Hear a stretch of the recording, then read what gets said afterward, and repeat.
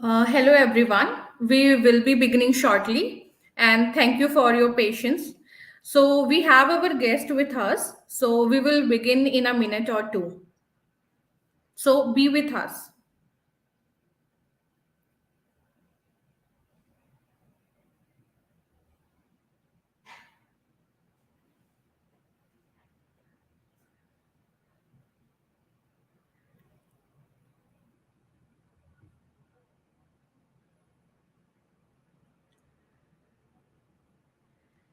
Let's begin the session.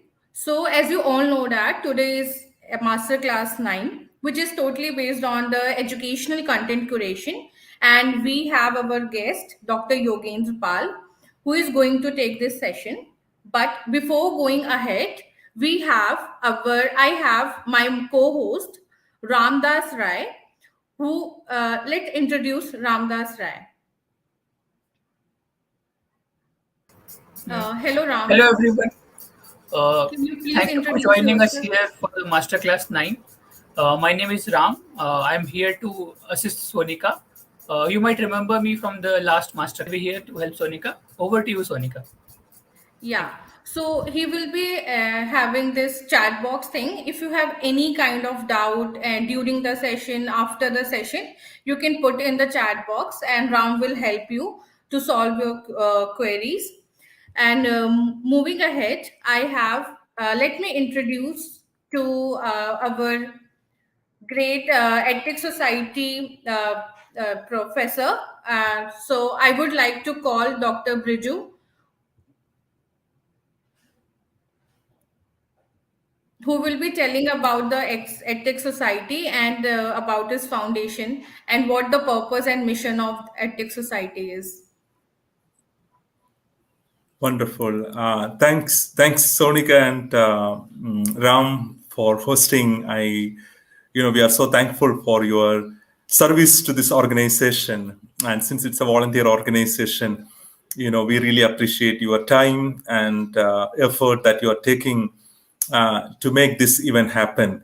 I'm so glad to see you all again one more time. And so I'm the executive director of EdTech Society, and so it's a non-profit organization founded in India. One of the main goal of this organization is to make a public forum between the education, technology, and the society, actually. So there are a lot of researchers who do a lot of development in educational technology, and then at the same times the teachers and the higher education faculty who are the practitioners of those technologies. So we really want to bring a gap, bridge between these two entities. So our motto is bringing together education, technology, and society. And so last years we've been doing this master class, and I do have two announcements to make. And the big thing is next month, April 27th, is the EdTech Society birthday event. We officially launched EdTech Society on April 27th. And also we will have a membership meeting. All the new members will be joining in that meeting as well. So we'll have some very big announcements to make during that event. So please mark your calendar on April 27th at 6 p.m. online. So we will send you more details into that later. So that's one event that's happening. Then another event, it's that so we are organizing a Technology for Education International Conference in November 2023. It's going to be in IIT Bombay campus. So please do mark your calendar again. And so we will be doing some upcoming master classes. We'll be focusing on how you can submit your classroom experience, your teaching experience using technology, how you can publish, how you can present in an international conference. So all those information will be coming soon as well. And I'm so glad to listen to Dr. Yogendra Pal today as well. He's an expert as well. So Sonika is going to introduce Dr. Pal this evening. And thank you, Sonika, and over to you, Sonika and Ram. Thank you very much. Thank you, sir. Now, moving ahead. Now, there is one announcement for all of you. If you are here to understand what actually is content curation, what actually role it plays, and how we can use and curate the content, there is also one provision for all of you who are joining us. There is a provision of letter of participation of certificate. So, in the chat box later in the session, we will share a form. So in order to get this certification, you have to click the link and fill the form. So be active, be engaged. So in the chat box, you will get the link and fill the form to get our EdTech Society letter of participation certificate. So moving ahead, thank you, Dr. Briju, for sharing the vision and the mission of EdTech Society. Now get ready for the Masterclass 9, which is all of you know that educational content curation. We have with our speaker, Dr. Yogendra Pal. So about the sir, Dr. Pal completed his PhD from IIT Bombay in 2016. Currently, he is an assistant professor in educational technology in an IIT university, which is also called as NU. He has 7 years of experience in industry, research, and academia. He has been producing videos to teach programming to Hindi speakers on his YouTube channel, which is Learn by Watch, since 2019. And in 2016, he launched a YouTube channel called ET Mantra to provide training and support to teachers for developing educational content. So, if you are more interested to know more about this, you can go and watch the Sir YouTube channel. Now, at last, I would like to hand over this session to Dr. Pal. So, viewers, get ready for the Masterclass 9. And if you have any queries in between, you can put it in the chat box. So, over to you, sir. Thank you very much, Sonia.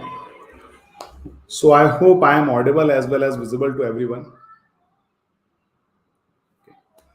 So thank you very much, Briju, for inviting me for this master class, and it's my privilege to talk to all the members of ET Society. Usually I talk on educational video creation. Those who know me, they know me well that I usually talk about these things. But recently, a good amount of development has happened. So Sonia, can you please remove this slide?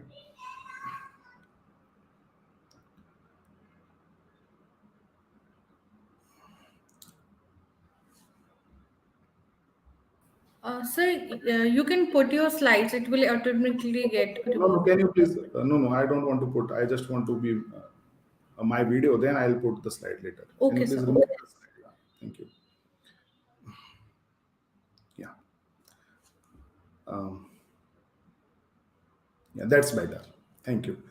So basically, what happened?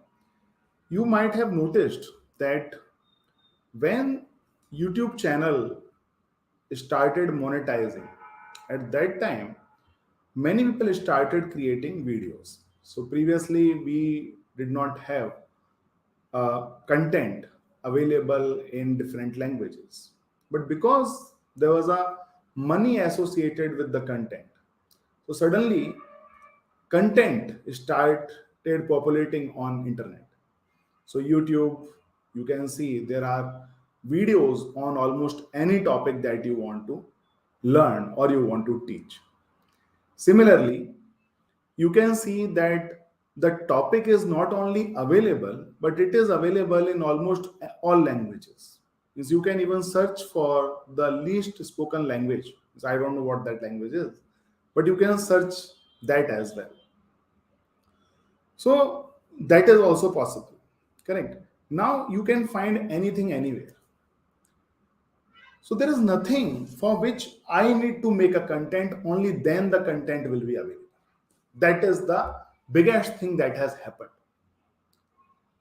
But surprisingly, whenever you want to learn something, So whenever you have wear the hat of a student and you try to learn something on internet, it is very difficult to find the correct content. So now I can see your chats as well. I will be really happy if you can say yes or no. Means if you agree with me, you can say agree in chat on YouTube. If you don't agree, then you can say don't agree. That also works for me. So I'll keep getting your feedback, and based on that, I can tweak my presentation a little bit. So I can see Kanchan Chaudhary's response and Praful sir's response. Rakshita Singh is also here. Great. So I can see your comments and read your names as well. Please let me know if you agree with me or not. Okay. So whenever you wear a hat of a student, then you find that it's really difficult to find the correct content, especially when you don't want to learn it just because it's your hobby. When you want to learn it academically, then it's really difficult to find the correct content. So I did some research 3-4 years back with the students, and I come to know that although there is a lot of content available on internet, still students are facing difficulty in learning certain topics. Okay? In learning almost all topics, in fact, not just certain topics. So then I try to understand that what's the problem. So some of the students says that, okay, let's say I started learning Python. Today I determined to become a programmer. Okay. So I started learning Python. But very soon I realized that Python is not only the only language that I can learn. I can learn many other languages as well. And some of the languages are easier than Python. So my mind diverted to, let us say, PHP. Then suddenly I realized that PHP is a programming language. In order to make a web application through PHP, I need to learn a lot.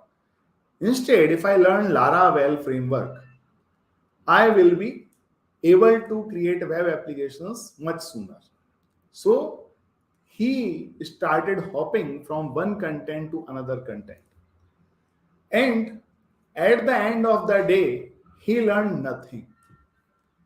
What he learned? He learned the name of many programming languages, many frameworks, names, and many other no code tools. But he didn't learn the language for which he was determined to learn for today.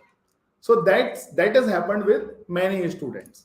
So hopping between topic to topic was one of the feedback that I received from the students.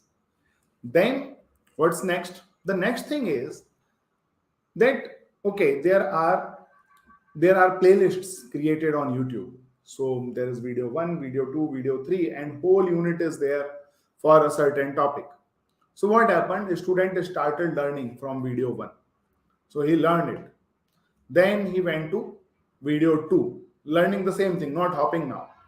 Video 3, video 4, video 5, and he watched the videos.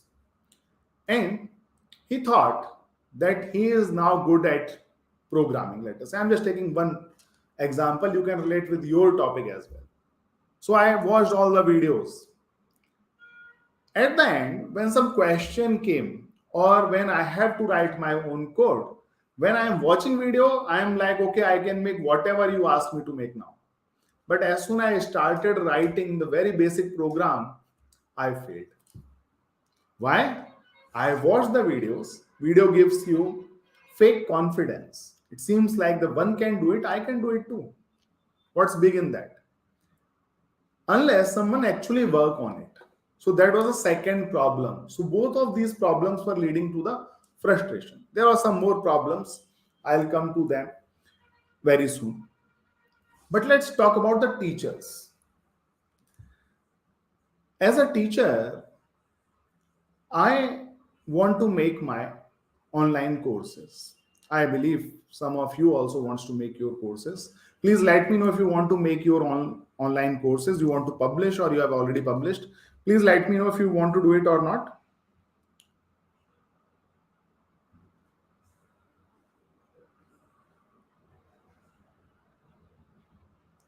I believe many of you want to publish your courses, correct? What will happen when you plan your course? What happens? Okay, so I will ask this. I'll come to that. In fact, I have created some forms for you that you have to fill. You think from the, so I already gave you one perspective from a student side. But as a teacher, what do you think? I want to know from you now. And I have prepared a series of questions. I want your input there. So what I have done, I have put all my questions, including this live session as well, into one link. And that link is learnbywatch.com/masterclass. I'll share the URL with you.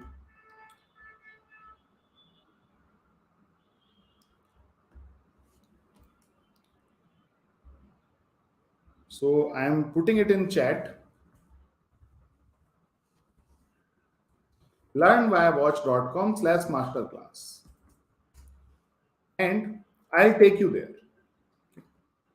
So you will see what questions I am asking you to answer, and then you please answer those questions. So I'm sharing my screen now.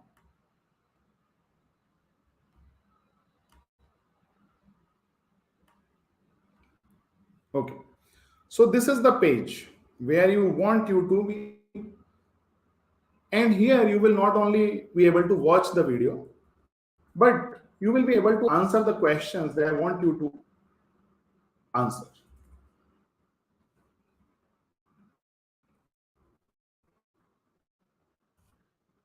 So please go to learnbywatch.com/masterclass. And here there are 5 questions. You can see question 1, question 2, question 3, and similarly there are total 5 questions. I want you to answer these questions. So this is the place where you have to go. I'll now share my slide and I will present the questions sequentially, and you can answer them whenever you want.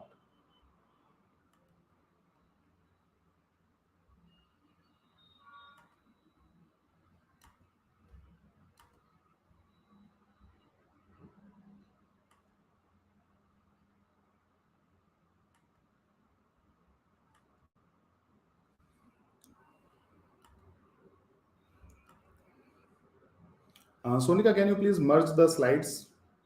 My slide is not there in the space. Yeah, I believe it's visible to everyone now. I'll present the slide.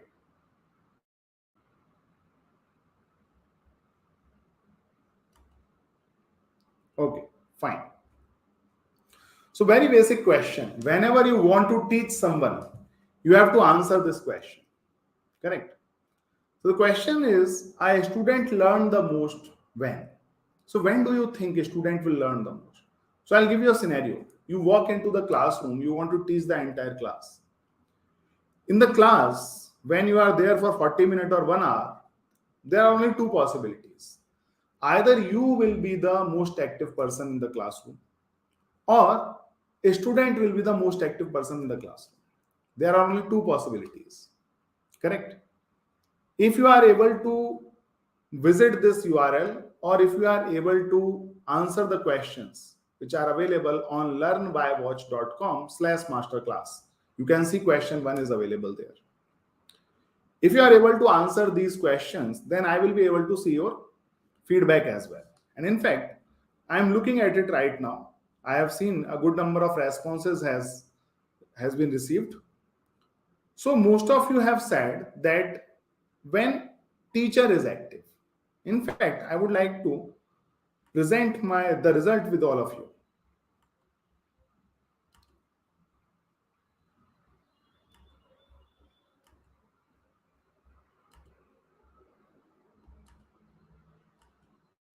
Okay. So these are the responses that I am receiving right now. So according to you, students learn the most when? I am still receiving the responses. But some of you are saying that teacher is active, and some of you are saying that student is active.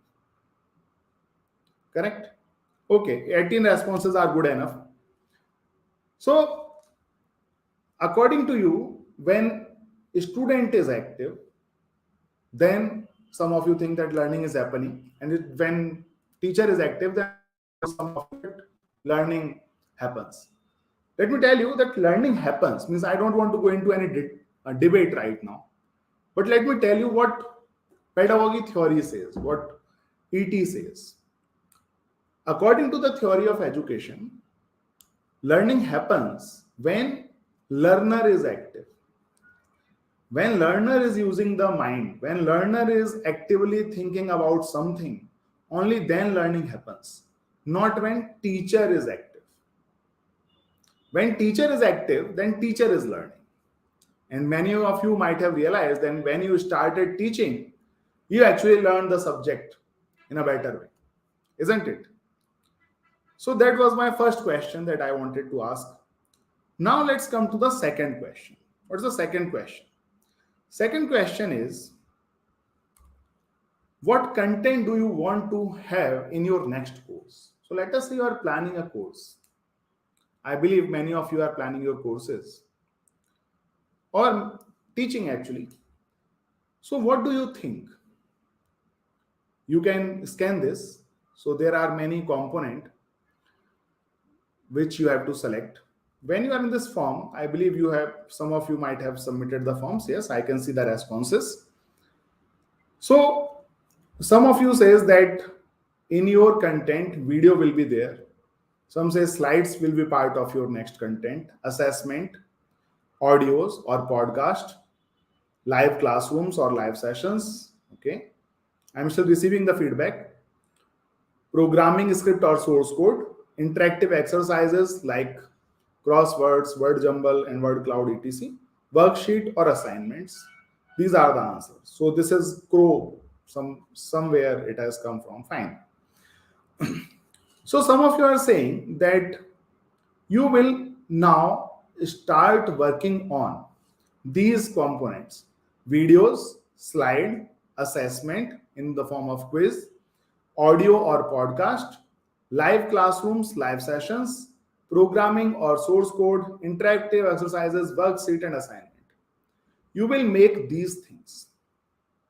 Correct? That's perfectly fine. Only then we will be able to make a complete course. But let's now look at my third question. What is the third question?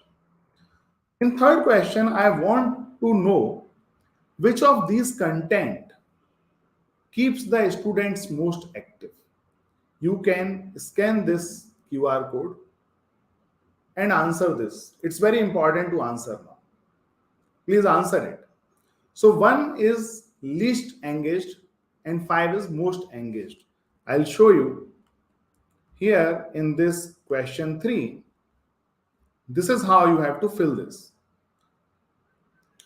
Video, 1 is least active, 5 is most active. If you think that video keeps your student most active, then you click on 5. If you think that video keeps your student less active, then you click on 1. Okay? Or if you think in between, then you please click on it. So what I want to know, when a student is watching video, how active is his mind? How actively he or she is engaged with the video? Similarly, for the slides, for the assessment, for audio, for live session, for source code, for interactive exercise, for worksheet, for assignment. Please, it's very important that you answer it. If some of you are still not able to know where you can answer these, then you need to visit learnwhywatch.com/masterclass. Okay. And here you will find all these questions. Let me now go to the feedback. And here I have received the feedback. So feedback says, feedback is like this. The video has come from 2 to, okay, receiving more responses. So, okay, 2 to 4. It has come from not 2 to 4, but 2 to 5. See, right? 2, okay. Then slides. So the slide has received 1 also. 1 to 1, okay. 1 to 4 basically. Assessment is 2 to 5. Audio is 1 to 3. Live sessions, okay. Interactive exercise. See, most of you believe that interactive exercise keeps the student most active. We have received maximum number of vote for the interactive exercise, for the most active. Wow. No one is saying that it keeps students least engaged. In fact, it's 4 and 5 only. Worksheet is 3 to 5. Someone has given assignment at 2 also, but that's okay. Most of you believe that it's here on the last side. Okay, so if we see video, most of you believe that least active is possible. 2 is also possible. For assessment, some of you believe that 2 is possible, but most of you says that it's 4 and 5. Live sessions not received a single vote for the least active, but interactive exercises are here. The winner, clearly winner. Perfect. Why I'm asking these questions? Because my next question will give you a clue what I want to know from you. So this is the question. You answer or not, that's your choice. But I want you to think about it now. What content consumed most of your time in your previous course? So you might have taught in a classroom, or you might have created an online course, or you may be planning an online course. You already have a figure in mind that I need this much time to record videos, I need this much time to create quizzes, I need this much time to create interactive exercises. So time division might have already happened in your brain. So you already know how much time you need to devote to each activity. If you can answer this, I believe I will be able to tell what you are missing, where you are planning wrong for your next course. Okay. So please vote, and then we will go back to the result. So these are the result. 12 responses I have received. Okay. So one said for the interactive exercises, you are saying green. So green is what? Green is up to 4. It's not up to 5. Okay. So video, most of you are saying that it is going to consume most of your time, or it has already consumed most of your time. Correct? While you agreed that video is something that's not going to keep students most active. What was that? That was interactive exercise. Interactive exercise is going to keep your students most active. But if we see the time required to create interactive exercise, it's comparatively low. No one is saying that it's going to consume most of your time. Everyone is saying that video is something that will take most of your time, not the interactive exercise. And that's the clue for you.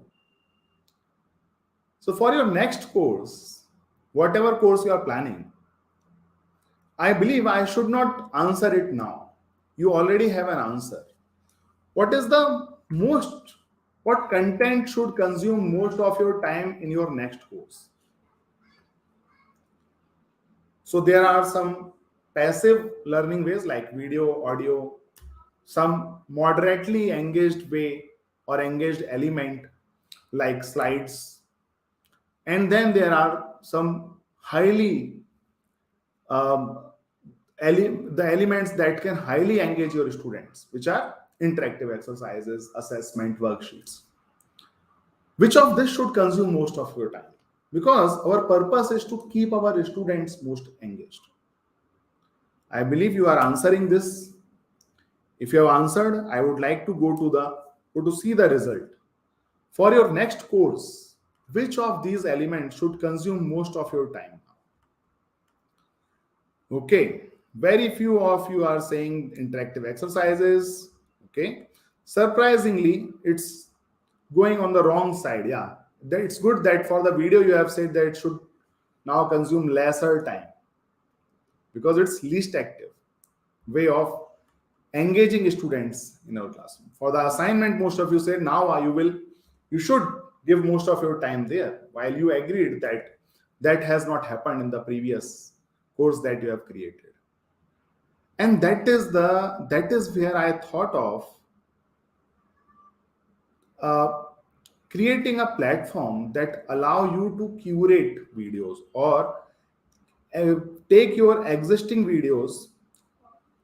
So that is where I thought of utilizing existing content and utilizing that to teach my students, while I focus only on making the content that keep them most engaged. So that is where the whole idea of content curation has come. And it's not like that this idea has suddenly come up in my mind. No, it's not like that. It's never like that. Correct. So what happened? The content curation is being used from a very long time in industry, but not in education industry. It is being it's being utilizing in marketing industry. So what curators do, in fact, there are jobs for content curators in marketing field. Their role is to curate good quality content and then putting that on social media into some posts, some pages. So what happens then, though, because those page without creating content are providing quality content to their consumers, they suddenly see a growth in their consumers, and then they slowly start pushing the paid products. That is how the marketing world is using it. So I can see some question here. Vyansi Ramesh has said, to be more specific, asynchronous videos take the most time, even compared to a live session. Exactly. Yeah. So thank you for sharing your feedback. And I want to see teachers investing their energy and time into creating something meaningful, not only creating videos just because it is kind of required for all online courses. There are people who are putting their efforts. There are people who have good amount of money to make quality educational videos. Let's take their videos, and around those videos create your exercises, activities, quizzes, worksheet, whatever you want to create, and then give it to your students. That's the idea.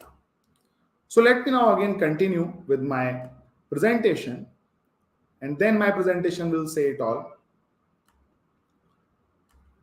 I'm sharing my screen. Okay. So these were the only 5 questions I want you to answer. Let's now come back to them. So what I created then? I created Learn by Watch. So Learn by Watch is not new. I started in 2009, and it was able to cater the needs of students who was not good at English. Correct. But then as I told you earlier, then I see that many people are now putting content on internet, and not just in Hindi, but Punjabi, Marathi, Telugu, Udiya, Kannada, all languages are available. Content is available in all languages. So why just say that Learn Vibe is focusing on Hindi, and why just say that I own it? Well, it does not really make any sense now.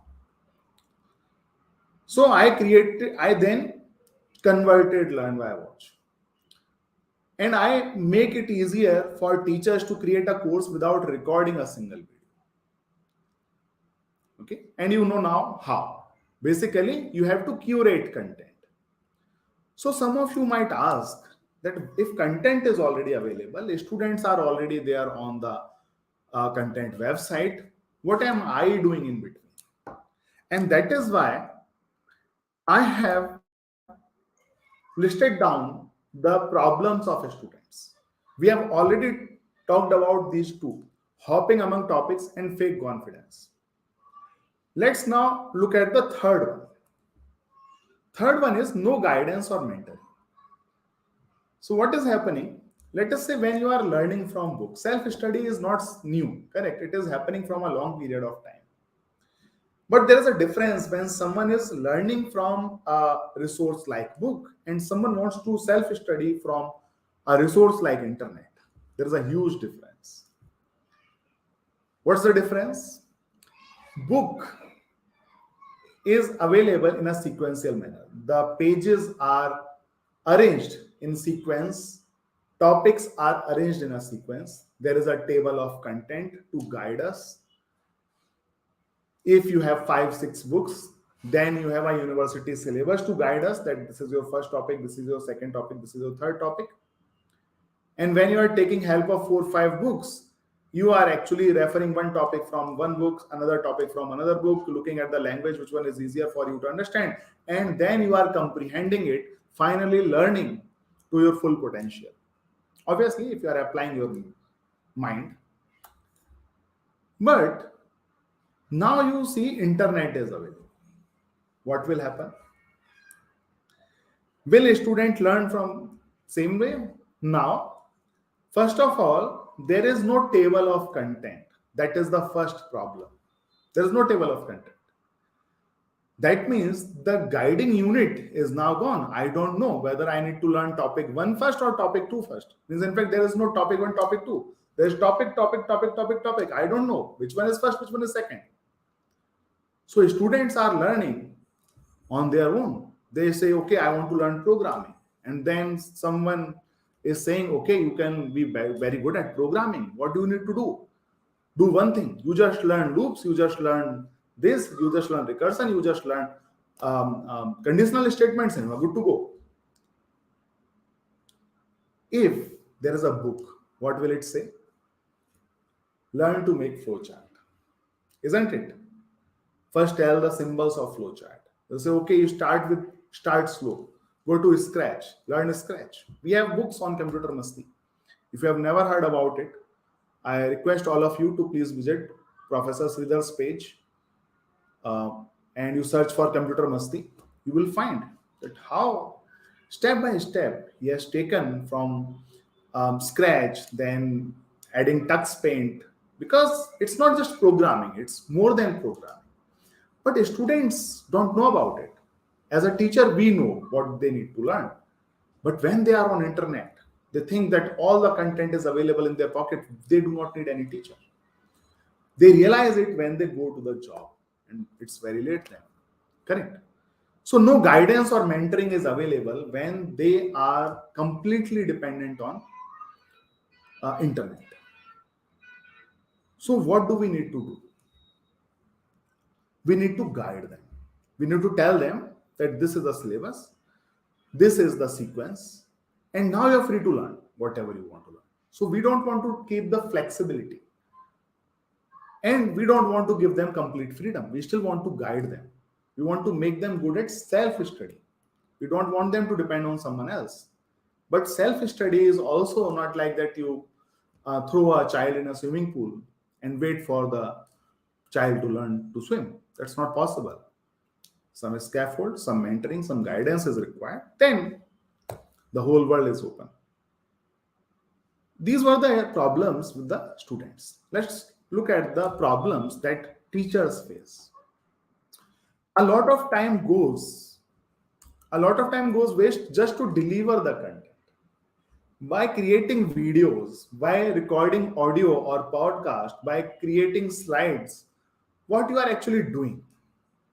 You are doing the least productive work, simply delivering the content. And that's definitely not the way to teach. Correct? So a lot of time goes just to deliver the content, because video recording takes a good amount of time. Planning, recording, editing, polishing, publishing, huge amount of work. If you invest whole day, then you will see that hardly you are able to make 1 hour of content. And that too when you know how to make videos. You have all your equipments. Second is lose interest.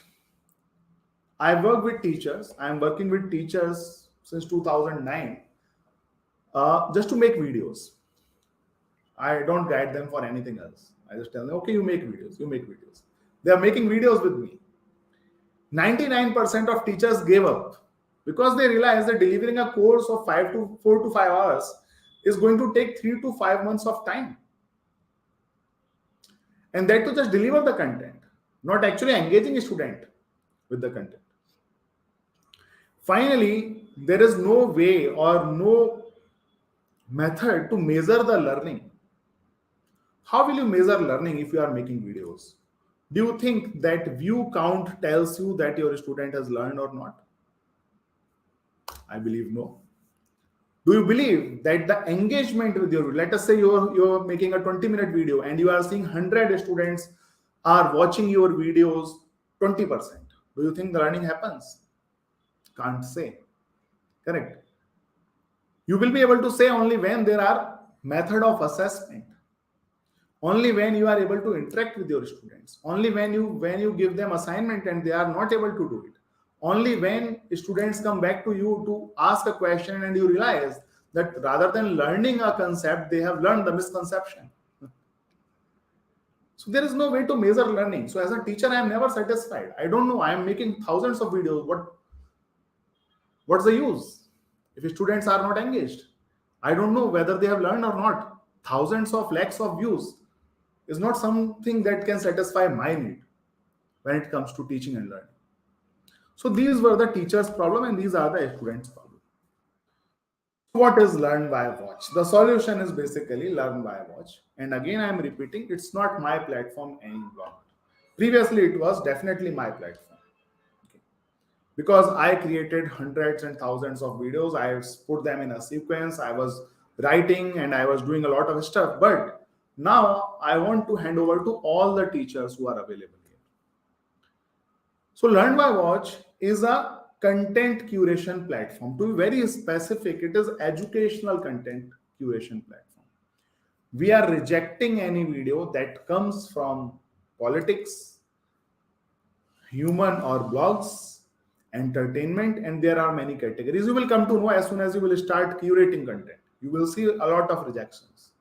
And then you will realize the potential of Learn by Watch. So educational content platform, and we aim to provide all necessary tools to a teacher to become a mentor, which is the ultimate goal, because now content is being delivered. If it just come to content delivery and people believe that teacher is someone who could just deliver the content, then that work is being done by machines in a much better fashion than any teacher.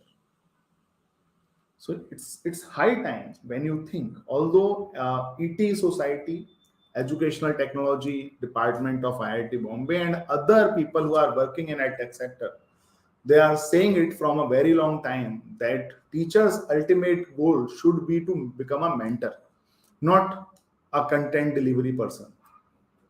Okay. So at Learn by Watch, I just try to do my best to give you the necessary tools so that you create your own courses and something just by curating videos. Okay. So what's the solution? First of all, launch course without recording a single video. That is my first priority, but I'll say that I have now kept it a last priority because launching course will come very, very late. Before that comes a lot of other things. So you can deliver the content, just think about it. You can deliver the content just by curating videos from YouTube, correct? And package those videos in a course to create guided learning. So we are making guided learning now. And you are picking videos, creating assignment, creating quizzes, and putting all of these together. A student will be really happy when they receive such kind of support from the teachers. And we have experienced it here at an IIT University. Spend time on creating effective assignments. This should be your main focus now. You want to put a price on your assignment? Perfectly fine, not a problem at all. You put the price. You want to make money? Perfectly fine. No one is going there. No one is saying that you don't do it. But what I suggest and I recommend, and I believe everyone recommends, that you should invest your time in creating effective assignments. and it's take a good amount of time to make effective assignment. You are a teacher, I don't have to tell you this. But what I believe is the process. We create an assignment, a student submits the assignment. Then we see the graph, histogram, how many are at the higher end, how many are getting lower marks, and then we tweak the assignment to cater the needs. And when we are talking about digital world, is it not possible that if there are 100 students in my class, technology knows which students lies where, means what's the category? He is good at something or not good at something, and accordingly the assignments are being provided to him. That is what Learn by Watch wants to do. So you will simply create assignments. Learn by Watch will provide the assignment to a student by knowing his level of understanding, knowing his knowledge of that topic, so that a student feels challenged and you receive the correct feedback on your assignment. Then comes create quizzes and resources. All the possible tools, whether you talk about H5P, or you talk about creating quizzes using Google Form, or you talk about any other mechanism that you have in mind, all the good tools are already integrated with Learn by Watch. So you can create quizzes and resources, interactive exercises inside Learn by Watch. Let's now talk about the anatomy of the curated course. So I have created this slide when I was just planning the course, how it will look. But now course is actually there. I can show you. I'll show you, but you please see how it is going to work. So first of all, there's a branding opportunity. People should know that you have created this course. So the branding opportunity is here. You will create an image or a video, record a video, and it will be available on top. That's the first thing that anyone will see. Second is included in course price. What is included in course price? Anything. The people things with this color are included in course price. I'm really sorry. Included in course price is with the rupee symbol. So these assignments, these live sessions are included in the course price. Okay, so basically people will pay for your assignments. They'll not pay for your curated videos, because videos don't belong to you, and you know videos are not something for which you should actually invest your time. Okay, let's now see marketing opportunity. There are some marketing opportunities as well. Quizzes are for students. They can give the quizzes without actually registering for your course, without paying anything. Quizzes are openly available for everyone so that they learn, and we get to know their levels, and our system learns their behavior, so that we can actually recommend good content to them. Then comes mentor guided content. So there are some content which are mentor guided. So course title is decided by you. Course short description is written by you. Although you are curating video title will remain fixed, but you will write the reason for selecting this video for this course. So one video can be there in hundreds of courses, but the reason for selecting that video will be written so that a student know why he is watching that video, what's the reason to watch that video. Okay, assignments will be created by you. Name, your profile, your photos will be available. Then this is the curated content, you can see it here. And finally comes the extra paid services. If you want to invest your time further and you want to give your live sessions to your students, they can request a one-to-one live session by simply paying you the amount. So basically, whenever you have to put your time, there is a return for you. Okay, you will make money out of it. But for the things like curated videos, even if the video is yours, you cannot charge for it. In fact, it is the branding opportunity for you, because if you simply keep all your video to yourself and there are only 10 students who are watching it, all the efforts that you have put to create those videos are simply wasted. While if you put the quality content in public, People will know you by face, by name, and I do not need to mention the name of the people who are what they are today because of their educational videos. So it's a huge branding opportunity that most of the teacher lose because they simply put their videos in a locker and give access to those who pay chillers. Okay. So even if they are paying 10,000, I'm saying it's chiller because losing branding opportunity is there. Correct. Okay. So what do you have to do now? The session is not yet over, but I want you to do this. If you think that you want to become a mentor and you want to utilize curated videos for your students' learning from now onwards, then you can register for to become a mentor. In order to do this, you just simply need to scan this QR code or simply visit learnwhywatch.com/become-a-mentor. Or I'll show you, I'll guide you. What do you have to do?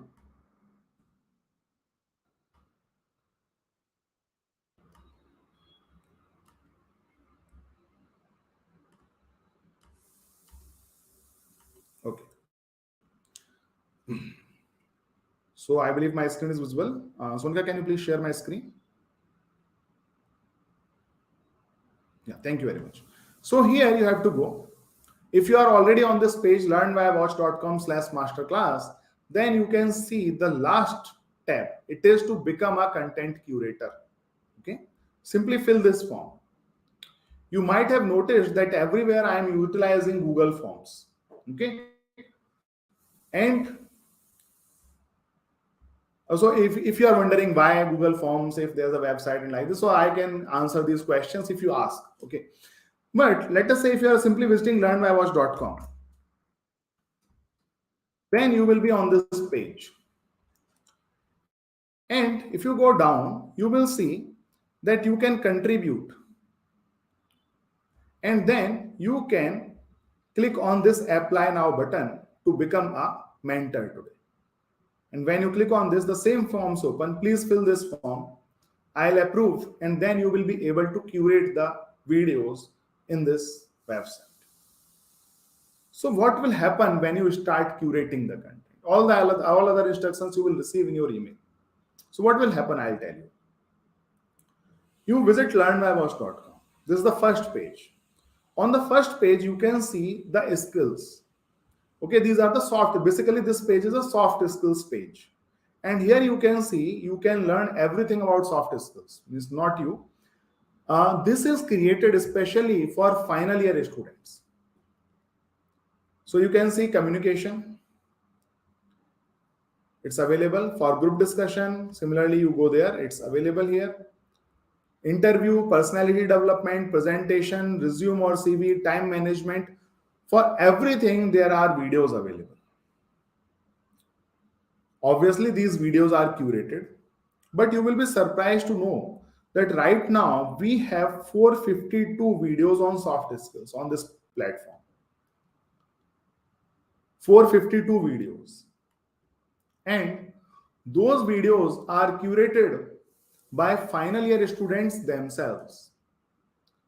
They were learning the whole day, they were there in an auditorium. They were learning soft skills by watching the videos. And if they found a video which is useful to them, they simply submit it to this platform. And submission is, they did not submit it because I asked them to do so. They submitted because they realized that they will be able to reach to this content again easily. And how? I'll tell you. So these are some of the, this is how whenever you do, it will be like this. It will how it will display. But let me now take you to one of the skill. So let's say communication. Just want to learn communication. They will go to this page, and here they see all the videos curated for the communication. And these are not any videos. These are the videos carefully picked by the same people who want to get the job. So they are not wasting their time. They are actually putting their mind, putting their thoughts together to curate the correct content. When they curate, they just not curated it, they put the metadata as well. So you can see that there are filters, that some of the content is suitable for advanced person only. So when someone click on advanced, they will see like this. So from where this advanced has come from? A student says that this content should go to the advanced only. Someone says that it should be suitable for beginner. There are some content which are suitable for beginners. So someone is selected like this. So now when the new batch comes, I ask them to go here. So go to the beginner and they then carefully watch it. Then they go to the other one, then other one. But this is not the only filter. There are many filters which we are trying to cover. You can see that no video is longer than 21 minutes. That's the parameter we have selected. Your video cannot be smaller than 1 minute, and you cannot curate a video which is longer than 21 minutes. A student can decide if they want to watch 5-minute video or just 5-minute video. Let us say 5 to 9-minute video I want to watch. Then they will get less number of videos. So this is a second parameter that we are picking from YouTube directly. Let's see all the filters. Language of writing. YouTube asks only for the language. It doesn't specify whether the language of writing or oral language, which one is being mentioned. So language of writing can be selected. So if there is a student who want the content to be in Hindi, but at the same time he want the content to be written in Hindi on the slides, then they can simply select language of writing as Hindi. And then it will come like this. You see the content is written in Hindi. They can also select the oral language. So when Hindi is selected, the oral language is also English. So you can see the language has a mismatch there. Correct? So that's available. Similarly, content type, which are not being catered by YouTube. So what type of content you want to search for? You want to search for the procedural content where some experiment is happening, or process or principle. One can search for that as well. Video quality. Then whether the video has captions or not, and what is the production style. If person is present with the talking head or not, screencast interview like this. So these are the parameters which are available. So this metadata a curator has to fill. So first of all, curator is carefully picking the video, then putting all the metadata around, only then the content becomes available on this platform. If you pick a content today, it will be made available in the midnight of today. Means it takes only maximum 12 hours to curate the content on this platform. Things are automatic. Obviously, I don't have to say. I'm just saying because you see a lot of Google Forms here. Because I work on low code and no code technology. That is why you can see utilizing Google Forms, and that's the biggest advantage as well. So when you are creating quizzes, you don't have to create quiz on a new platform. You don't have to create quiz on the Learn by Watch platform. No, you have to create quizzes on your Google Form.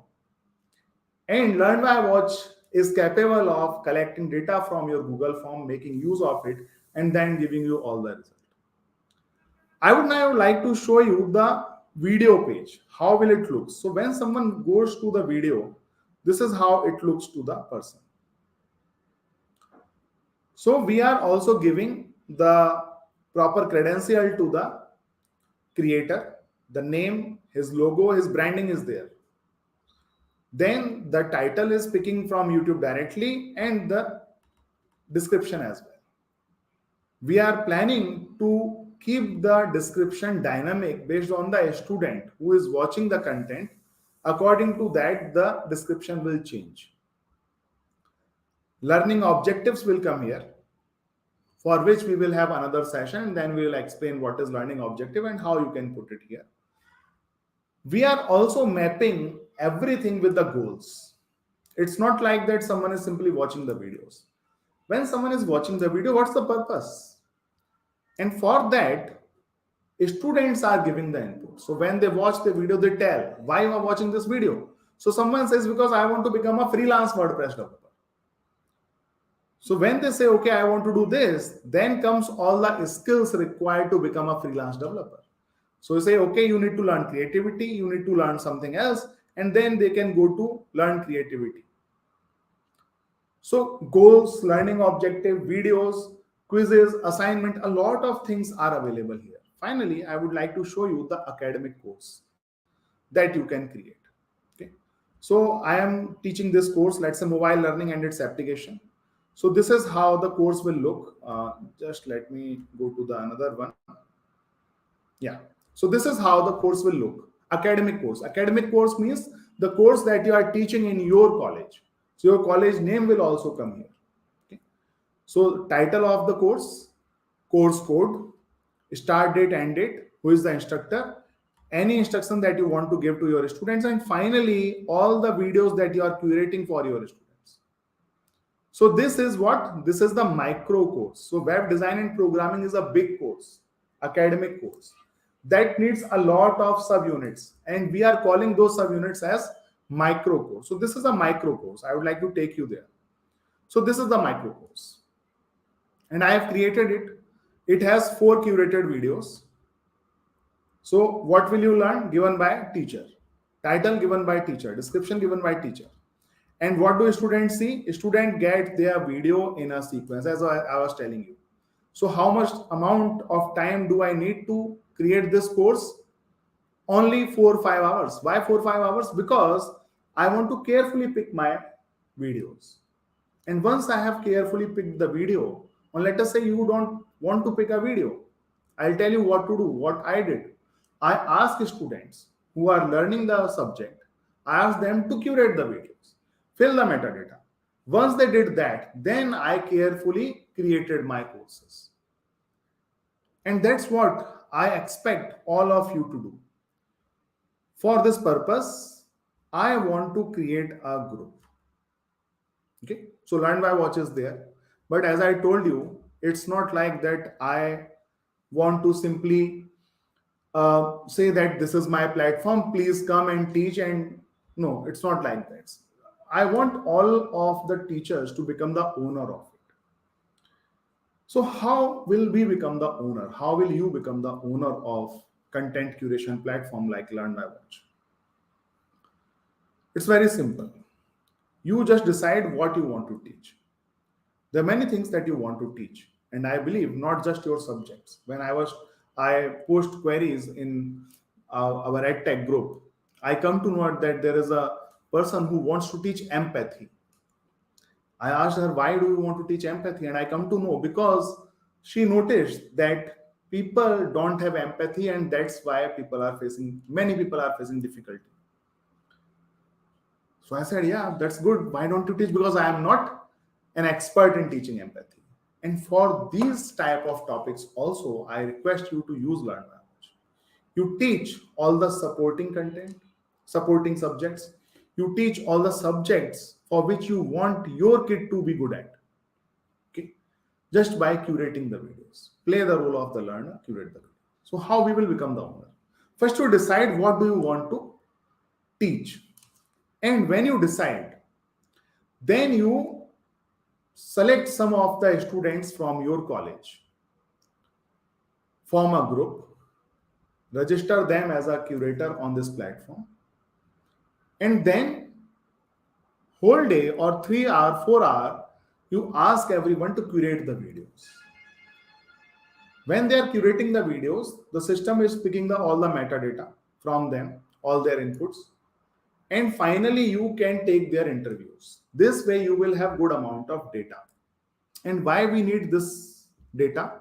Because we want to write research papers on content curation in education. And that is how you will become the owner of the things. So you conduct experiments, conduct studies in your college, in your school.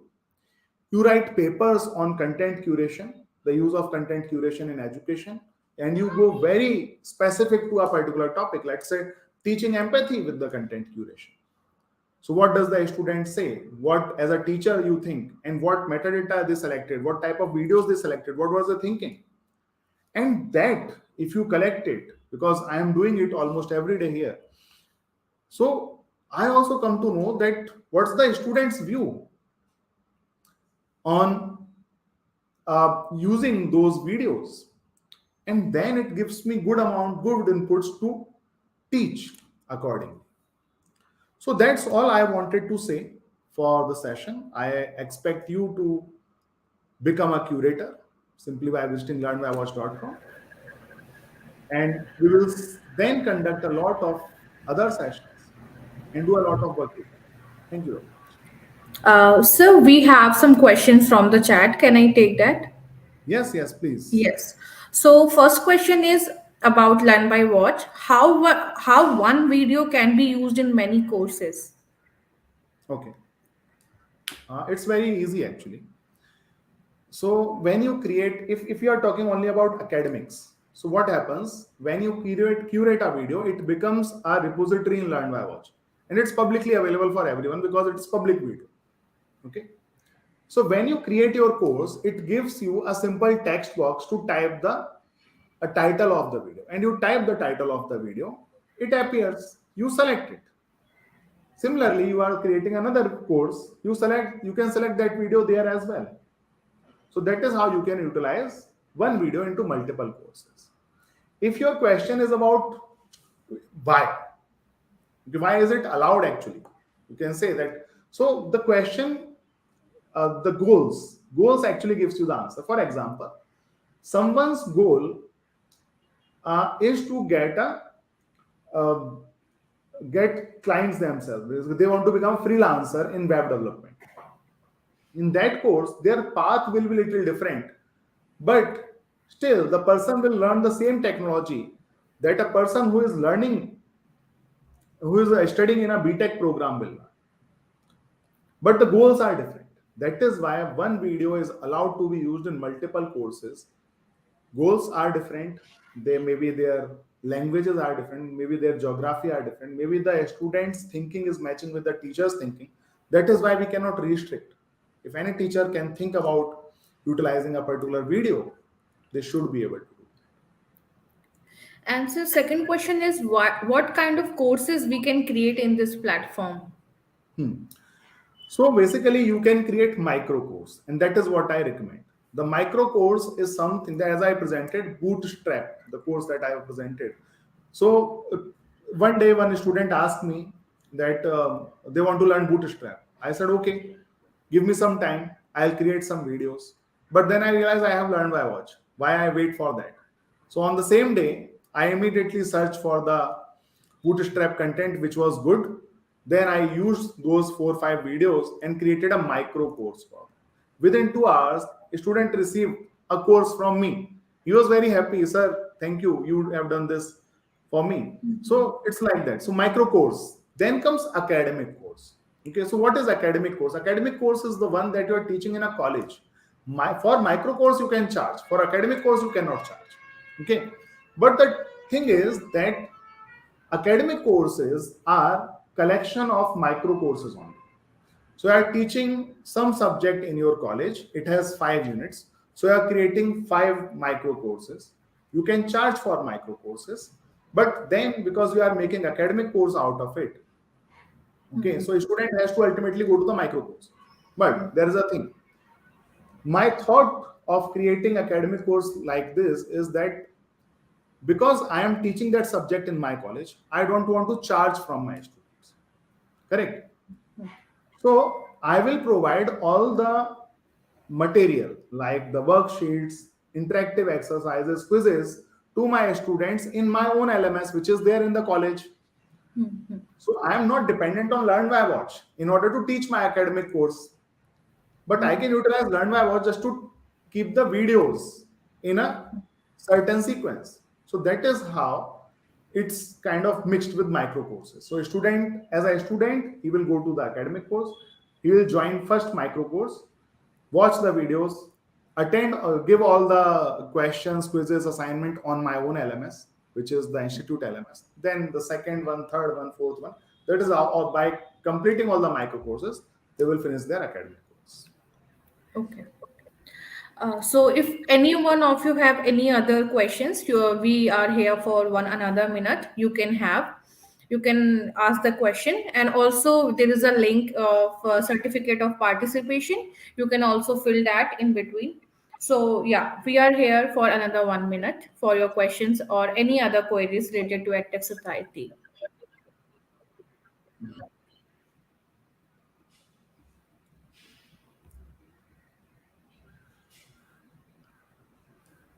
So I can see your comments. If you write the comment in chat box, I will be able to watch it and answer your questions. So I will be really happy if you form small groups in your colleges, a small group of your students, and then pick a topic that you wanted to teach from a long period of time. Okay. And then you curate the content. You will see that suddenly you are able to create courses out of nothing, and you are able to focus on creating quizzes, interactive exercises, and other things. Okay, thank you very much Yeah, for sir. joining. I think the queries have been resolved, I think, through your session. So, yeah, I would really like to thank Yogendra sir for conducting such a highly informative session on content curation. And thank you all viewers and EdTech enthusiast people for joining us today for this YouTube session focused on educational content curation. And I really hope you find it informative and helpful in your efforts to find high quality educational content for your own YouTube channel in future. And thank you again. Hope to see you again next time for Masterclass 10. Have a great day. Thank you again. Thank you, Sonika. Thank you. Thank Bye. you, sir. Thank you, all viewers.